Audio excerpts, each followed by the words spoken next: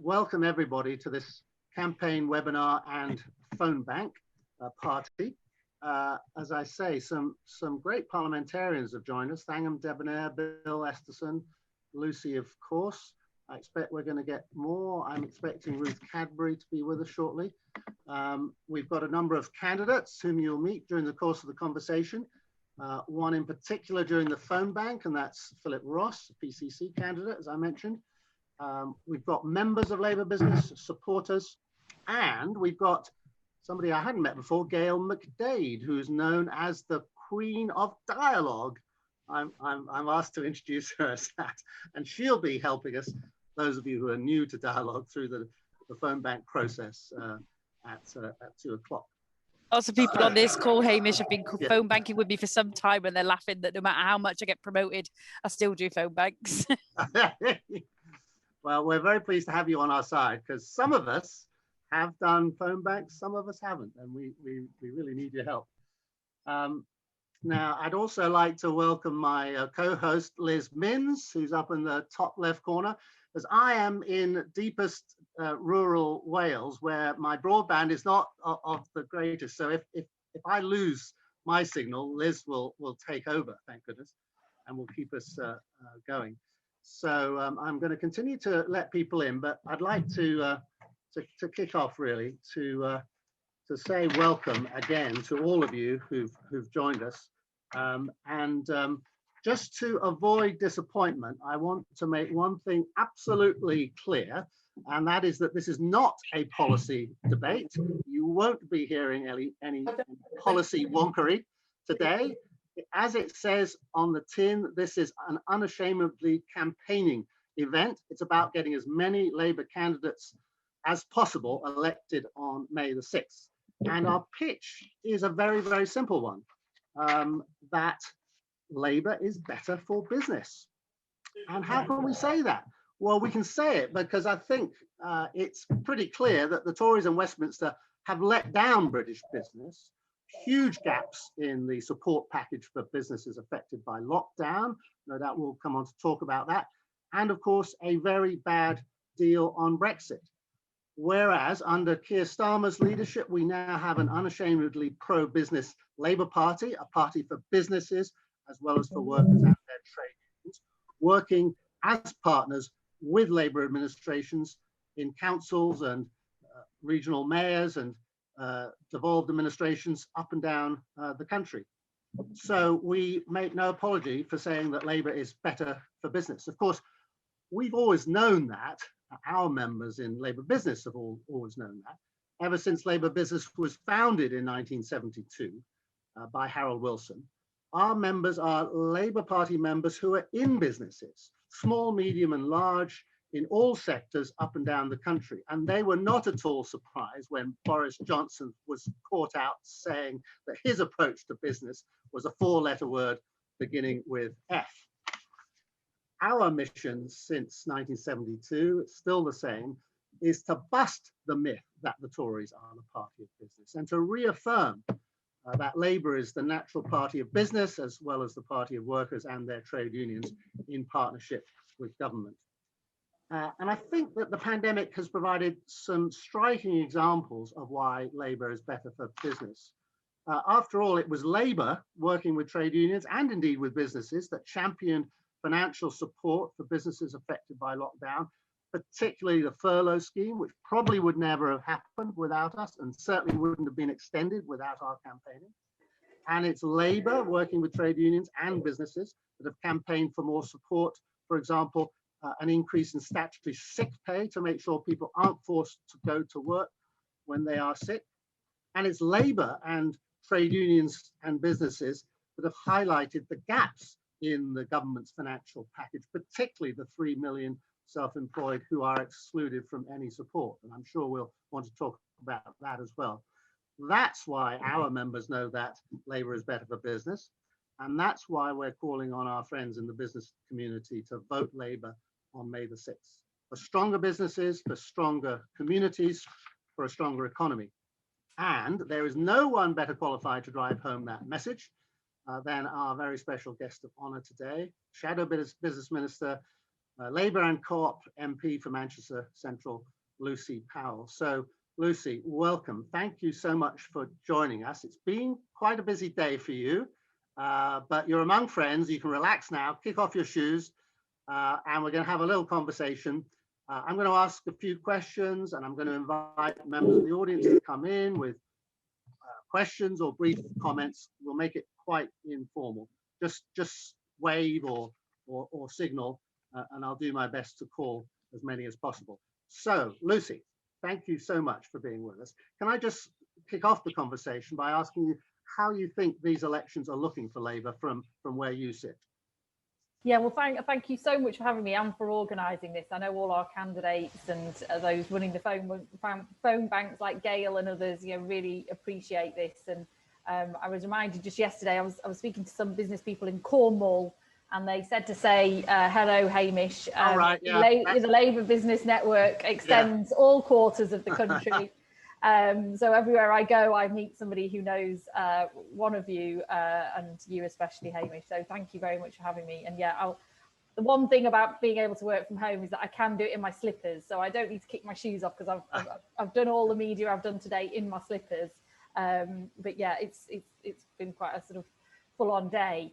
And those of you that heard me on the radio this morning, or some of the TV and stuff that I've done since, obviously steel and the steel issue is becoming quite a big issue for us in these elections, particularly as the Liberty Steel plant. There is quite a big Liberty Steel plant based in Hartlepool, where I was a couple of weeks ago as well. So, I mean, I think overall, I don't know what Fang and Bill think about this as well, but I think overall these elections present some difficult and unique challenges for any political party, but I think also for us as well. And it's hard. It's really hard to know how that's going to play out, and that's why I think really all the work that we are doing, trying to speak to individual voters, particularly individual postal voters, is going to be absolutely sort of critical as we go forward. I mean, there's no question that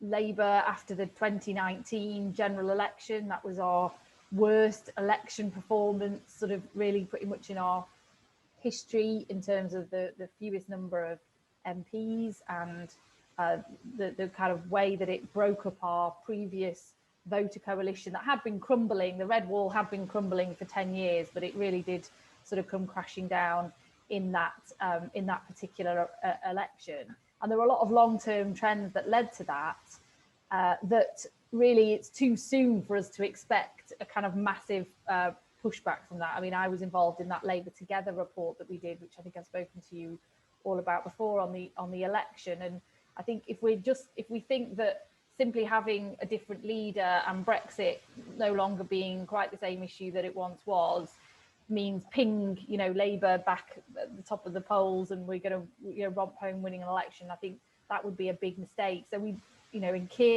from Keir downwards, everybody in the Labour Party recognise this.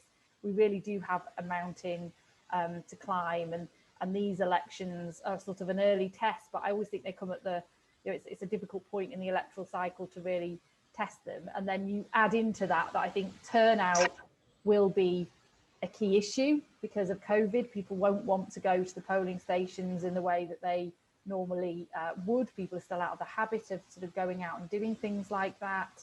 And then, of course, you've got the kind of so-called vaccine bounce and the sort of some of the feel-good factors that exist. So I think these are very tricky elections and hard to judge. But what I would say to any Labour activists and to all of those of you involved in Labour business is, we can't judge our progress on this set of elections alone. We have to judge our progress on getting the fundamentals right and starting to turn the oil tank around. And I think in terms of our reputation with the business community and our wider reputation under Keir's leadership, we really are starting to do that. But it will be some time, I think, before that really shows itself in election results. I don't know if Thangham or Bill want to. Your chair. Yeah, let's invite any candidates around the call to give their sense of where they've got to. Let's see if Thangham, would you like to give your thoughts on that? I'm not a candidate. No, you're not a candidate. I'm sorry. But you are working as if you were a candidate, I am sure. So would Yes, you I'm like definitely. to give us your sense of how it's going in your patch? Well, I think if we're talking about just the Labour campaign in general, but also with a housing spin on it, I mean, these are council elections, and we all know we've got a housing crisis in this country. Anyone who hasn't been knocking on doors, and I think that doesn't include anyone on this call. Everybody knows that we have a housing crisis. And at the moment, I would like local authority councillors, some of whom you will be after May the 6th, I'd like you to have the powers that you need to build the houses that you need. But the added business aspect of that is that creates jobs. That helps, particularly if we are taking a good Labour approach to housing and a good Labour approach to business. That means paying attention, who gets the jobs, who gets the contracts. In public procurement, it matters that the small and medium-sized builders in our towns and cities are able to get those contracts and are able to bid for them fairly. They're often able to do things that the big builders can't. Now, we need big building as well, but we need small builders who are able to build up a 1 and 2, 3 property site, which big builders generally won't do. So it means thinking about those things. I also want to make sure that everyone on this call who's standing for election is able not just to build any old house, but a home of quality, a home that is truly affordable, not pretend affordable, and that is net zero. And I don't mean a bit net zero or net zero at some point. I mean net zero now, or working very fast towards it. Because if we aren't able to build them net zero now, we are just going to have to retrofit them later on. And again, the business spin on that is that also creates good jobs, but there is a skills shortage, which we also need to tackle. So whenever we're talking about business, we also need to be thinking about skills. But in terms of how I think this is helping us, I think it's good that we're out on the doorstep at last, because it's literally talking to people at their homes and on their doorstep about what they see as the problems in housing, and making that link between a housing crisis, a local election, jobs and business. I think is something which I've really enjoyed, making that link on the doorstep again. Dialogue, yes, I've also been doing it on Dialogue, but I've got to say there is something really nice. Sorry, Gail. I have enjoyed Dialogue, I promise, but it is nice being on the doorstep as well. I'm hoping that colleagues have been able to do some of that. And I mean, I agree with Lucy that we've got a long way to go, and this is going to be, it's a tough set of elections for all sorts of reasons that we're fighting. But part of what we're there to do, I think, is to make that case of linking back Labour and business and jobs, and making sure that people get those connections and why it matters. Thanks for letting me come in. Yeah, thanks, Thangam. Bill, would you like to give us the picture from where you are? You've got a regional mayoral election as well as other elections. How's it looking? Thanks, Hamish. Yeah, we've got the regional mayor here. We've got the PCC election as well as the local government elections. I've done it. Sorry, Gail, I'm going to let you down here as well. I've been knocking on doors like Thangam, because that's my preference. But the hostility has abated that we found, sadly, in the 2019 election. I think that is right. What I'm finding with a lot of people is they are probably ready to give us the benefit of the doubt. And this is where these conversations are so important, as Lucy was saying, about us in these local elections. That's a crucial staging post to them coming back to us in a general election. Once they get into the habit again of voting Labour, we've got to make sure that those who voted Tory in 2019, it was a one-off. So getting them voting Labour now will really help when we come to a general election too. So we need to do well in these elections in their own right, and it will help us longer term. I think so. Any campaigning, whether it is face to face or on Dialogue, really does make that difference. I think this point about the vaccine bounce as well, we've got to be realistic. I think most of the incumbent governments around the world have had the benefit of the doubt from their electorates in democracies. So this is not unusual, and the vaccine has been successful in its rollout here, so it shouldn't be a surprise. So we just got to be realistic about our expectations, and the more work we can do, the better we will do. Absolutely. Really like what you said, Thangam, about procurement and small building firms in the housing market. I think this is crucial that we're alongside small firms, and I think it is crucial we don't forget the micro firms, the self-employed people too. We often talk about SMEs, which is businesses who employ 10 or more people, up to 500. let's remember those sole traders and the firms who employ 1 or 2 people as well. It's a crucial part of our economy, and that private sector and that business community is so critical to our return to government. I was on a call with the Southeast and Southwest regional bodies of regional boards of Make UK earlier, and one of the members said to me, or said to the group, he said, there is a toxic business environment which this Conservative government has created right now. That is the reality for very many in the business community. They recognise it.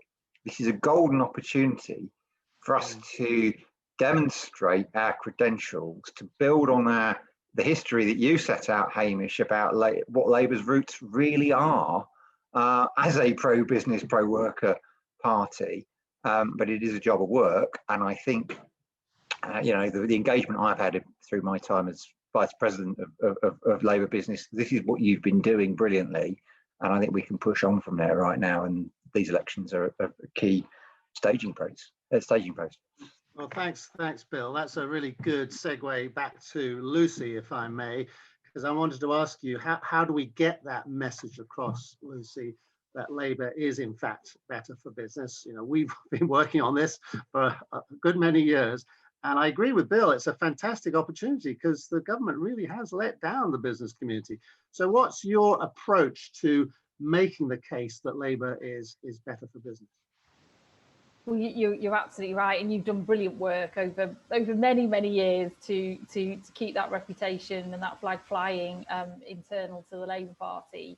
And you and Bill are right. I think there's been a lot of disquiet in the business community.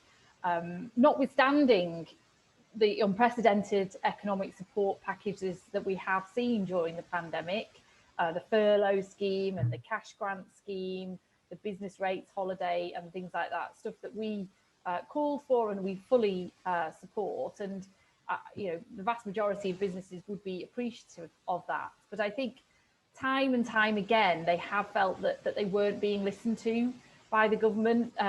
So, when the government wanted to stop the furlough scheme and make it a 55% contribution, that you only really got 20% back of it. It was all very complicated, and the sort of stop-start nature of the restrictions. With this time last year, massively over-optimistic. This year, massively sort of cautious. We can't kind of quite get the balance right. And that businesses haven't really felt that they've really had a direct line into the government, obviously, unless you happen to have the mobile phone number of the Chancellor or the Prime Minister and you're a Tory donor, in which case, obviously, I'll fix it for you straight away. So that there is sort of disquiet about that. And I think that probably annoys ordinary business people across the country more than anybody, to be honest, as I tried to say on the media I've been doing this morning, that many businesses have stepped up to the plate and helped out during this pandemic.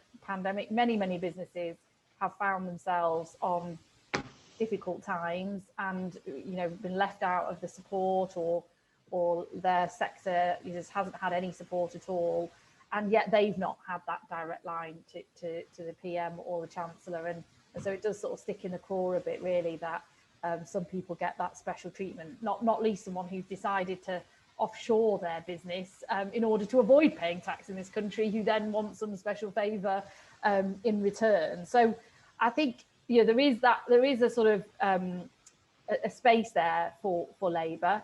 We absolutely want to be the party of business, and like Bill says, for me, I think we sometimes struggled with this argument in the past internally, haven't we? But if you're the party of the workers, then you have to be the party of people who create workforces as well. We shouldn't see these things in competition. But being pro-business to me doesn't mean that we don't call out bad business practice when we see it, and we don't demand more from businesses too. And I do think there's a new settled agenda emerging here, which has been coming for a while. There's a more progressive sort of business agenda and business community that's now a lot more mainstream. And I think in many ways the COVID crisis has catalysed that further and made that happen even faster, because really the partnership that's needed, that has been needed between business and the state and vice versa, has never been a closer one. At the end of the day, the government has had to be the insurer of last resort. They've had to be the wage payer of last resort. You know, they've had to stand behind business and work with business in a way that they haven't, and that has meant, I think, that relationship between politics and business is now a different one. And the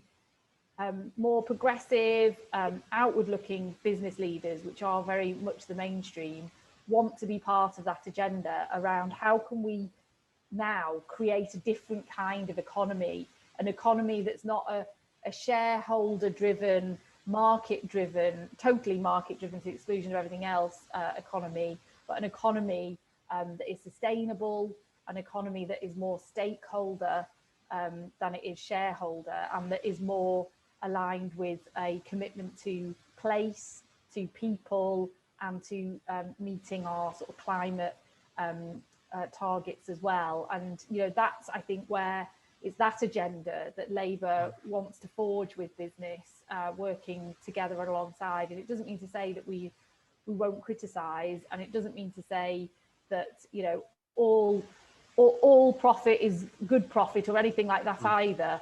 But what it does mean is that we'll work together to create that different type of economy. And I think, you know, that's where we're trying to take things. Yeah. Thanks, Lucy. I'd like to ask a follow-up question on that, because I think we all struggle with the phrase pro-business. I think it makes some party members uncomfortable. And what we really need to say is we're pro-business, but not pro-business as usual. And what exactly that means. And that's really important. Your boss said, Ed Miliband, I mean, said in a recent speech that there is a pro-business, pro-society, pro-worker agenda to be built for Britain. And I certainly support your view that we can't just be pro-business and say nothing more than that. We have to talk about that wider agenda. And how do you see that agenda developing? Obviously, it's difficult on the doorstep to develop that agenda, but how do we take that forward? What is the role, for example, of social enterprises in that agenda? You're a co-op MP, for example, and I know the co-op movement has a lot to contribute to that.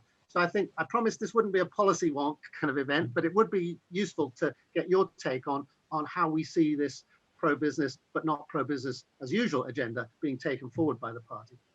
Well, absolutely. And I think, you know, partnership is key to that, and playing our different roles. And, you know, the Tory ideology is, and you can see it already, the Tories, yes, they've done their bit during the pandemic in stepping up to the plate in a way that sort of goes against their ideology, but they cannot wait to get off that pitch. I mean, the sooner they can pull away the net of support that they've had to put out there, the happier most of them will be, quite honestly. And there is a very different kind of Labour agenda and Labour approach to these issues. And I think the way we can kind of bring that to the doorstep, if you like, is by talking about the specific examples, especially in one's area or one's community. And not to sort of repeat myself, but to go back to steel for a moment, yeah, I think that does highlight that for us, in the sense that an unashamed market approach would mean really the decimation of UK steel production, and us as a country being reliant on imports to meet our infrastructure needs, to meet our economic needs, to meet our national security needs, and imports probably from China. That's not a place that we want our country to be in. And those communities that have got a history of steel workers and steel production are just as proud of that as our football fans of their local clubs, and we've seen that, you know, we're prepared to kind of intervene in that market. So government has to play its role there in creating the conditions for steel to flourish, and also transitioning green to steel to a greener future, because we can be world leading at that. We are in many ways. So government has to play its role, which means active and interventionist approach to those issues, but then working with business alongside. But that doesn't necessarily then mean that business reap all the profits from all of that investment. You know, we have to have a new partnership about how some of the, when we get to that point where we've got the cleanest, greenest steel production and we're world leading in that, how do we make sure that the investment that we would have made to get there, some of that reward comes back to not just the taxpayer, but the local communities and the workers and so on as well. It has to be part of that conditionality that sits within that. And I think some of the work we've just released this week as well, which I know will be of interest to some people on this call, especially Liz, who does a great help with me on hospitality and other issues. We've myself, Annalisa Dodds and Steve Reed, we've launched a commission on the future of our high streets. Again, what is the role of local government as well as national government working with all the various players and the different services, from health to transport to hospitality to retail and all the others, that the personal care services that will make up the future of our town centres and our high streets. How can we work on a place-based basis with the right tax incentives and the right support there to allow our communities to sort of flourish? And so that is a partnership business approach that I think we can bring to a doorstep level, depending on whether you're campaigning in Hartlepool, where steel might be, you know, more of an issue. Well, I'm sure the town centre of Hartlepool would be as well, or other places where it's about the high street or aerospace or automotive and that kind of thing, and really bringing it back home in that way. Thanks, Lucy. I want to come on to the high street, and I will call Liz Hind in a minute, but just picking up one other point, Lucy, about social enterprise and the co-op movement. Did you have is that something that resonates much on the doorstep, and are there good local examples that you can talk about to voters?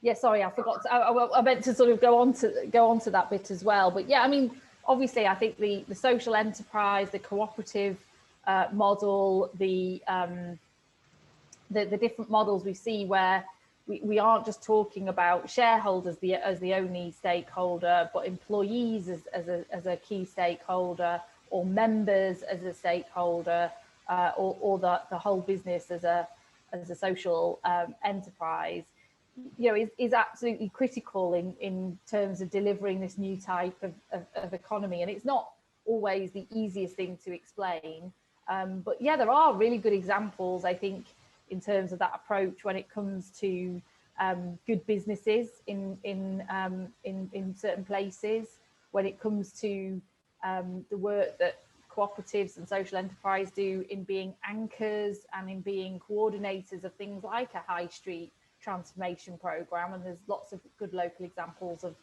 that as well, which I'm sure some of the candidates and other people on this call will be aware of. So yeah, I mean, giving people a stake in what's happening in their community and in their workplace is a key part of that Labour agenda, and it's part of the work we're doing.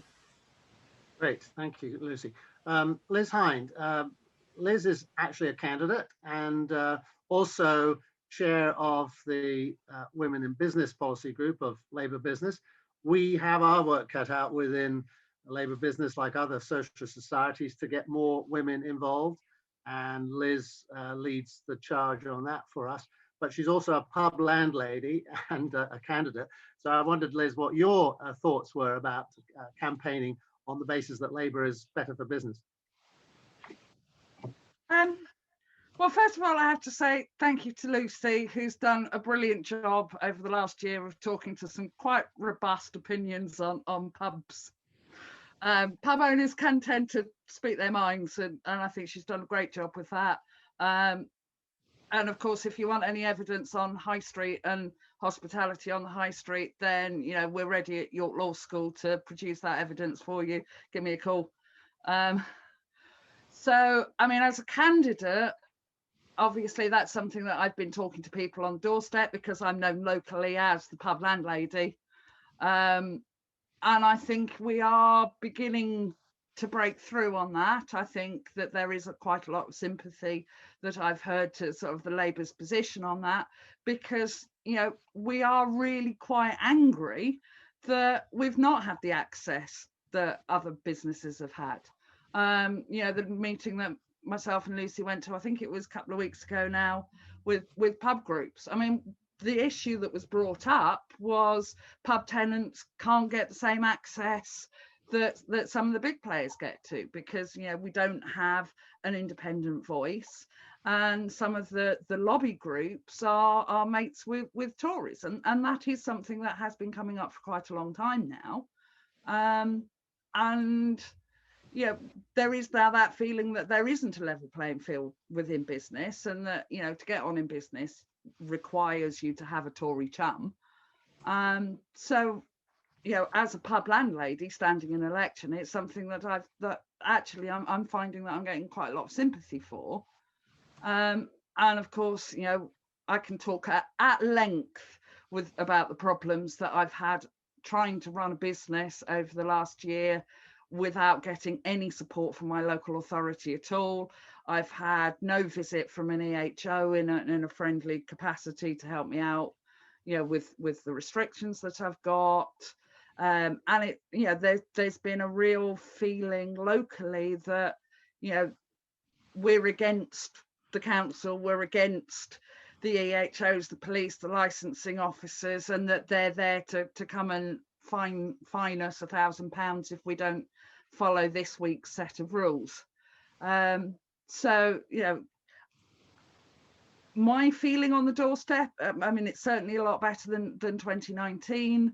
And even, I'm in a very, very Tory area. Even the Tories that I'm speaking to are being really quite polite about it and actually giving me that time of day to listen to something different.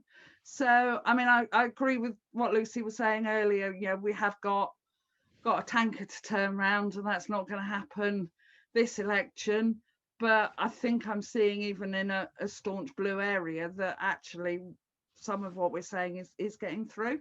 So, get out on the doorstep, let's get on the phones, and the more conversations that we have, the better. Great, thanks, Liz. Another perspective, perhaps, if he's ready, I'd like to ask Philip Ross to say a little bit about the High Street and more broadly, the questions that face you and a Police and Crime Commissioner